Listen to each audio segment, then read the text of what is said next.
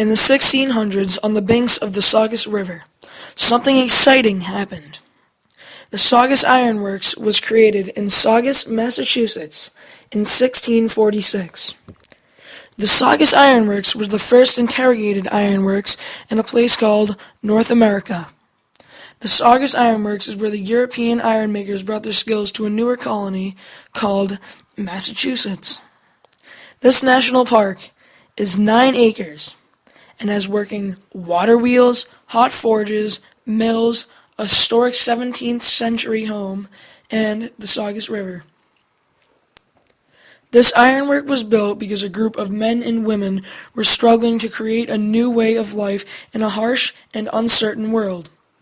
They decided to create an ironwork for jobs, and the Puritans left England in the early 1630s because they believed that their country was far too corrupt.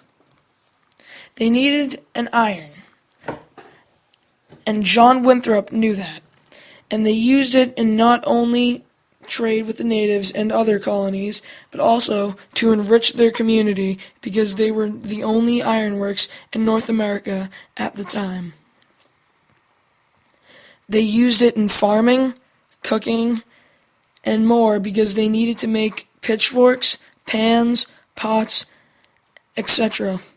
Iron held together their homes like a fishing boat or a meeting house along with their economy. But the problem was that the iron goods could only be imported from England, and Winthrop desperately wanted for his Commonwealth to be self-sufficient and independent, so he and the Puritans set out to build the ironworks on the edge of the wilderness. They got their money to build their first attempt of an ironwork from Puritan investors in England, but the ironwork was in a poor location, so the investors sent over a non-Puritan engineer named Richard Leader to retry the ironwork. He found his new perfect place for the ironworks. It was on the banks of the Saugus River. The process at the ironworks was so difficult that Leader had sent over skilled professionals from England to work in the harsh conditions at the ironworks. They also sent over Scottish prisoners of war to work in the conditions of the ironworks. Winthrop turned out to be running a top contending ironworks, even contending with the ones in all of Europe.